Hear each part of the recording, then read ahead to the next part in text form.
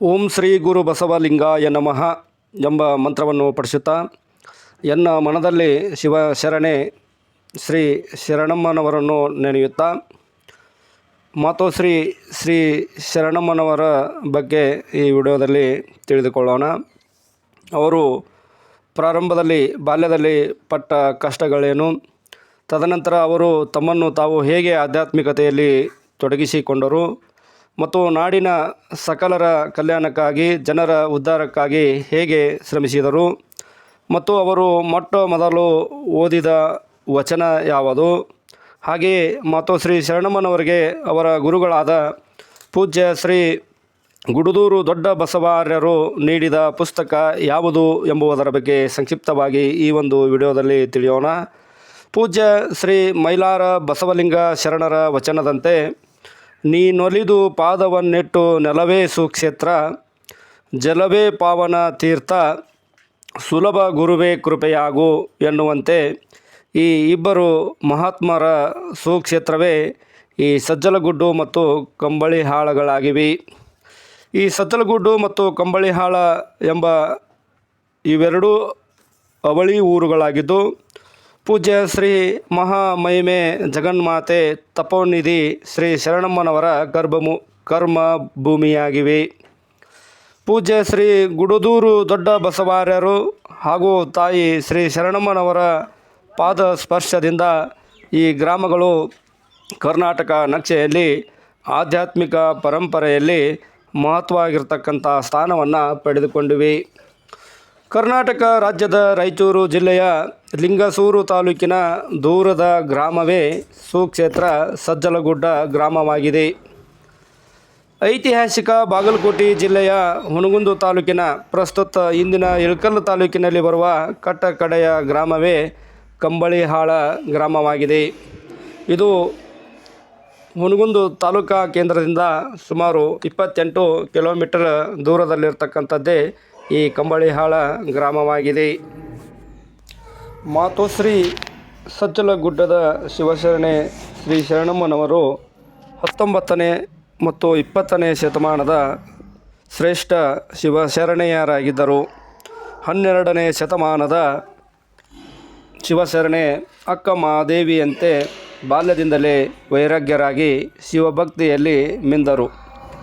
ಅವರು ಕ್ರಿಸ್ತಶಕ 1875ರಲ್ಲಿ ರಾಯಚೂರು ಜಿಲ್ಲೆಯ ಇಂದಿನ ಕೊಪ್ಪಳ ಜಿಲ್ಲೆಯ ಕುಷ್ಟಗಿ ತಾಲೂಕಿನ ಮುದೇನೂರು ಎಂಬ ಗ್ರಾಮದಲ್ಲಿ ತಂದೆ ಲಿಂಗಣ್ಣ, ತಾಯಿ ಲಿಂಗಮ್ಮ ಎಂಬ ಶರಣ ಆದರ್ಶ ದಂಪತಿಗಳ ಮಗಳಾಗಿ ಜನಿಸಿದರು. ಇವರ ಬಾಲ್ಯದ ಹೆಸರು ಯಮುನಮ್ಮ. ಇವರು ಚಿಕ್ಕವರಿರುವಾಗಲೇ ತಂದೆಯನ್ನು ಕಳೆದುಕೊಂಡಿದ್ದರು. ಒಬ್ಬ ಸಹೋದರನಿದ್ದ. ನಂತರ ಅವನು ಕೂಡ ತೀವ್ರ ಜ್ವರದಿಂದ ತೀರಿಕೊಂಡನು. ಹೀಗಾಗಿ ಇವರು ಪ್ರಾರಂಭದಲ್ಲಿ ಕಷ್ಟ ನಷ್ಟದಿಂದ ಕೂಲಿ ನಾಲಿ ಮಾಡುತ್ತಾ ಜೀವನವನ್ನು ನಡೆಸ್ತಾ ಇದ್ದರು.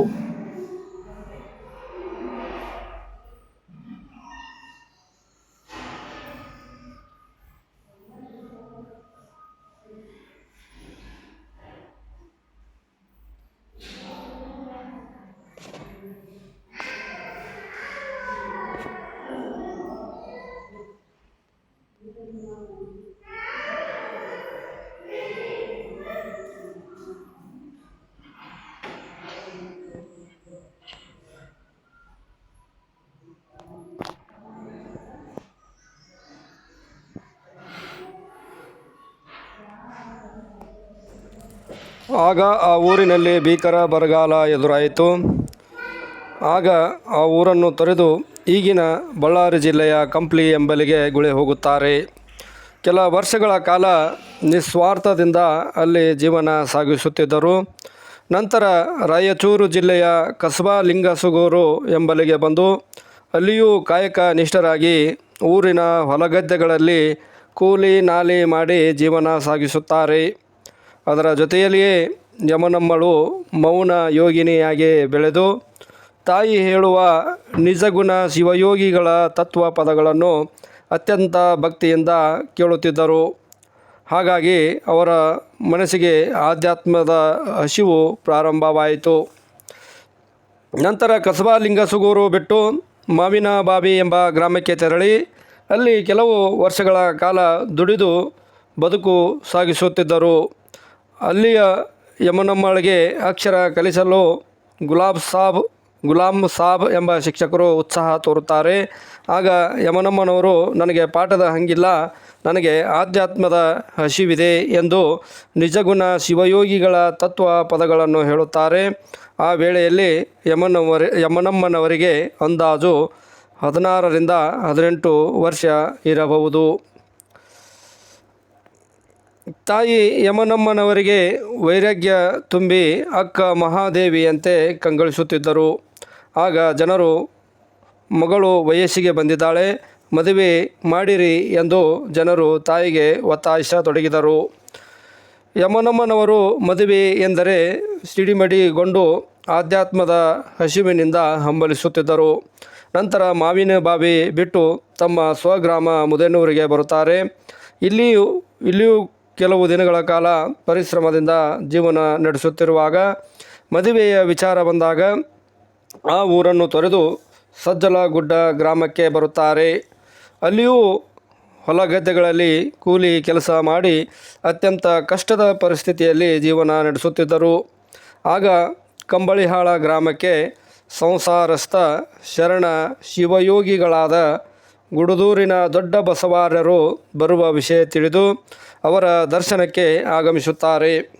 ಆಗ ಶ್ರೀಗಳ ಆಧ್ಯಾತ್ಮದ ನಿಲುವುಗಳು, ಅನುಭವದ ನುಡಿಗಳು ಯಮನಮ್ಮನವರ ಮೇಲೆ ಅತ್ಯಂತ ಗಾಢವಾದ ಪ್ರಭಾವವನ್ನು ಬೀರಿದವು. ಬಾಲ್ಯದಿಂದಲೂ ತೀವ್ರ ಆಧ್ಯಾತ್ಮಿಕದ ಕಡೆಗೆ ಗಮನ ಹರಿಸಿದ ಯಮನಮ್ಮನವರು ಶ್ರೀಗಳ ಸನ್ನಿಧಿಯಲ್ಲಿ ಇರುವ ಇಂಗಿತ ವ್ಯಕ್ತಪಡಿಸುತ್ತಾರೆ. ಇದನ್ನು ತಿಳಿದ ಕಂಬಳಿಹಾಳದ ಭಕ್ತರು ಶ್ರೀ ದೊಡ್ಡ ಬಸವಾರ್ಯರ ಗಮನಕ್ಕೆ ತರುತ್ತಾರೆ. ಆಗ ಗುರುಗಳು, ಆಯಿತು, 3 ದಿನ ಪರೀಕ್ಷಿಸಿ ನೋಡುವೆನೆಂದು ಹೇಳಿದರು. ಅಲ್ಲೇ ಈರಮ್ಮ ಎಂಬ ಮಹಿಳೆಯ ಮನೆಯಲ್ಲಿ 3 ದಿನ ಇರಲು ಹೇಳಿ ಈರಮ್ಮನಿಗೆ ಕರೆದು ಯಮನಮ್ಮಳನ್ನು ಪರೀಕ್ಷಿಸಲು ದೊಡ್ಡ ಧ್ವನಿಯಲ್ಲಿ ಹೇಳುತ್ತಾರೆ. ನಾನೇ ಬದುಕೋದು ಕಷ್ಟವಾಗಿದೆ. ಊಟ ಕೊಟ್ಟು ಈ ಹುಡುಗಿಯನ್ನು ಸಾಕೋದು ನನಗೆ ಹೊರೆ ಆಗುತ್ತದೆ. ಈಕೆಗೆ 3 ದಿನ ಊಟ ಕೊಡಬೇಡ. ಅನ್ನದ ಬೆಲೆ ಗೊತ್ತಾಗಲಿ, ಆಗ್ತಾನೆ ಇಲ್ಲಿಂದ ಮನೆಗೆ ಹೋಗ್ತಾಳೆ ಎಂದು ಜೋರಾಗಿ ಹೇಳಿದರು. ಮತ್ತು ಈರಮ್ಮಳಿಗೆ ಕಿವಿಯಲ್ಲಿ ಮೆಲ್ಲಗೆ, ಯಮನಮ್ಮಳಿಗೆ ದಿನಕ್ಕೆ 1 ರೊಟ್ಟಿ ಮಾತ್ರ ಕೊಡು ಎಂದು ಹೇಳಿದರಂತೆ. ಅದರಂತೆ ಯಮನಮ್ಮಳು ದಿನಕ್ಕೊಂದು ರೊಟ್ಟಿಯನ್ನು ಸೇವಿಸಿ ಅಷ್ಟೇ ಆಧ್ಯಾತ್ಮಿಕತೆಯೆಡೆಗೆ ಹಂಬಲದಿಂದ ಇರುತ್ತಿದ್ದರು. ಇದನ್ನು ಮೆಚ್ಚಿದ ದೊಡ್ಡ ಬಸವಾರ್ಯರು ಯಮನಮ್ಮಳನ್ನು ಕರೆದುಕೊಂಡು ಗುಡುದೂರಿಗೆ ಬನ್ನಿರಿ ಎಂದು ಅವರ ತಾಯಿಗೆ ಹೇಳುತ್ತಾರೆ. ಆಗ ಗುರುಗಳು ಹೇಳಿದಂತೆ ಯಮನಮ್ಮಳನ್ನು ಗುರುಗಳಲ್ಲಿ ಕರೆದುಕೊಂಡು ಬಂದು, ಗುರುಗಳೇ, ನಿಮ್ಮ ಮಡಿಲಿಗೆ ಹಾಕಿದ್ದೇನೆ, ಇವಳು ನಿಮ್ಮ ಮಗಳು, ನೀವು ಏನಾದರೂ ಮಾಡಿರಿ ಎಂದು ಗುರುಗಳ ಮಡಿಲಿಗೆ ಹಾಕಿ ಹೊರಟು ಹೋದರು.